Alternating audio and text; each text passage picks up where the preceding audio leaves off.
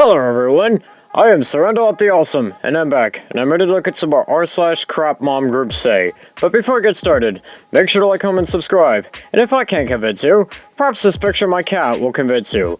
Without further ado, let's get into this.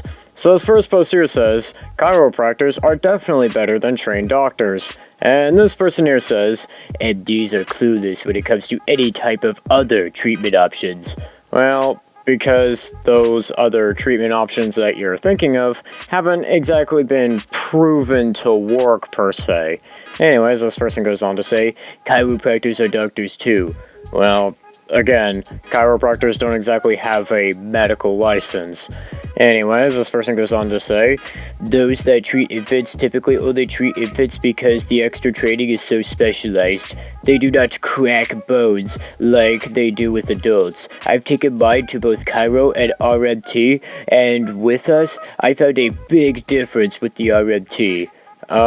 You do realize that chiropractors are not medically trained professionals, right? In fact, literally to become a chiropractor, you quite literally don't even need to know anything about human anatomy, or you basically don't need to know the basics about human anatomy. And yeah, I'm giving you a 40 out of 50. You really need to understand that a medically trained professional like a doctor had to go through years upon years upon years of schooling and able to get their license. You do realize that, right?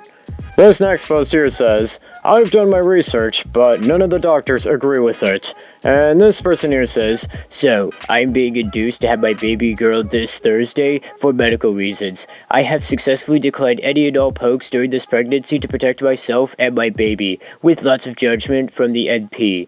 When she came out, I do not want her getting any single poke for any sort of vaccine due to knowing someone personally that took their child in for a routine vaccination, and her kid was fine before coming in and came out autistic afterwards. Okay. Before I go on, what is it with anti-vaxxers being so obsessed with people with autism? Okay? Why are they so afraid of their child having autism? I mean, personally, I would rather have a autistic child than a dead child. And also, just because you have autism doesn't mean you're a bad person. Anyways, this person goes on to say, I also don't agree with what goes on in the vaccines to be put in my child, period. Her immune system is stronger and better than any poke in my opinion. Well, the vaccine is meant there to prevent your child from getting seriously sick.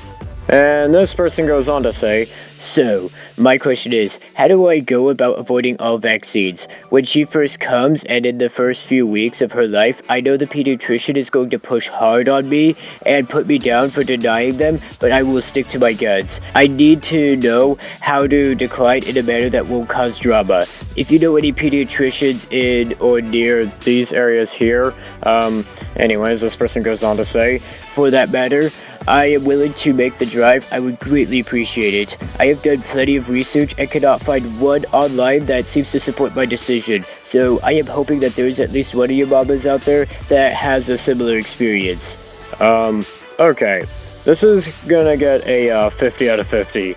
You are really gonna risk your child's life because, you know, you read something in an online Facebook mom group, which, by the way, most of those people are not medical doctors.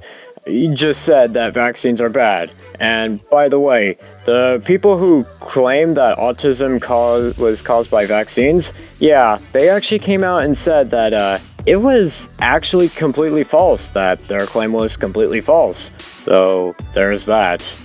And this next post here says, but he's a baby. And this person here says, does anyone have any advice on how to keep hair dye off of their face when dyeing my baby's hair? Okay, why are you doing that? I genuinely want to know. And this person goes on to say, and before anyone drags me, he has blonde hair and I'm scared people might be making dumb blonde jokes about him. Okay, again, he's a baby. Again, why are you doing that? Anyways, this person goes on to say, anything that could safely be used on a 16-month-old? So he's 16 months old? Seriously? That is considerably young to be making such a decision like that. Anyways, this person goes on to say, don't want anything getting in his eyes and burning, and with a loving heart emoji. Anyways, this person goes on to say, pic of my sweet angel in the process of going through brunette with loving hearts in the eyes emoji.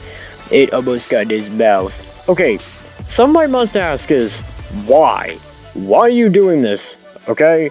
The kid is like 16 months, right? So nobody's gonna really be making fun of his hair at that age. You're gonna get a 40 out of 50. How can you be this stupid? Okay, I wanna know. And this next post here says, son on the spectrum, put him on blast on a Facebook post. And this person here says, today on My Kid is an A-hole. Well, that's not very nice. And this person goes on to say, 1. I took him for a trail walk to play in the woods. He got peed off when he wasn't strong enough to rip a small tree from its roots and didn't have the proper tools to help him, so he threw rocks at me. 2. Fought and scratched me all the way home from said walk. 3. Rolls around and throws a fit on the lawn because I gave him the water he asked for. 4.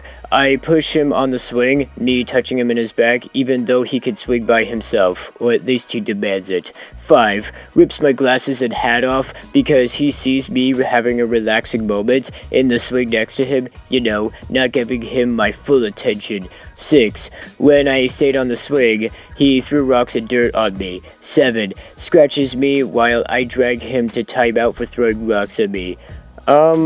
Okay, I am gonna give this a 35 out of 50.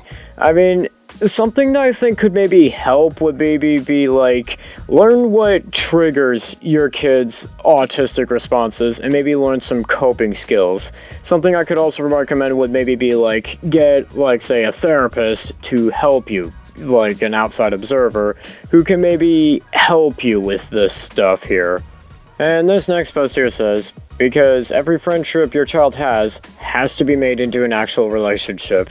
And this person here says, I've been sick to my stomach all day. My 9-year-old daughter has had a boyfriend going for 3 years. Well, if it was like the type thinking like your high school relationship thing, that's just not gonna last, my friend, okay? Anyways, this person goes on to say, everything was completely innocent. Play dates, chatting on Messenger, playing video games, getting each other gifts. Oh, well, okay, that was not gonna last until marriage, my friend. Anyways, this person goes on to say, well, her best friend started out hating him, but over the last year, they started getting close, like playing video games and chatting without my daughter, and she was going over to his house a lot. He started to buy her friend gifts.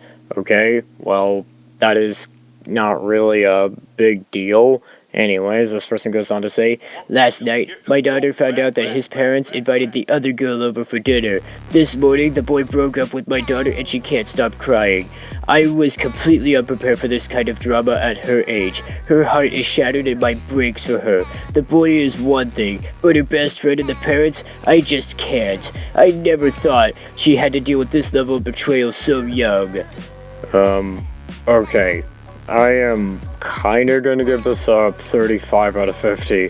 I mean, that isn't really as bad as it could be. I mean, don't get me wrong, it sucks losing friends, but who knows, mate? They might come back in the future and be your friend again. You might just have to go make other friends, okay? It's really not that big of a deal there. And also, that's not really a betrayal, per se. I think with that, that's gonna do it for today. Don't forget to like, comment, subscribe, and I'll see you in the next one.